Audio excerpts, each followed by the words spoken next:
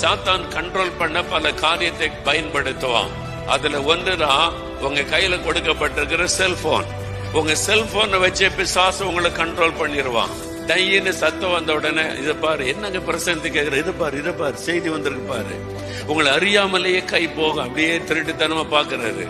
இங்க கண்ணை வச்சுட்டு அப்படியே பாக்குற. அப்ப நீங்க யாருடைய கண்ட்ரோல்ல இருக்கீங்க? செல்போன் கண்ட்ரோல்ல.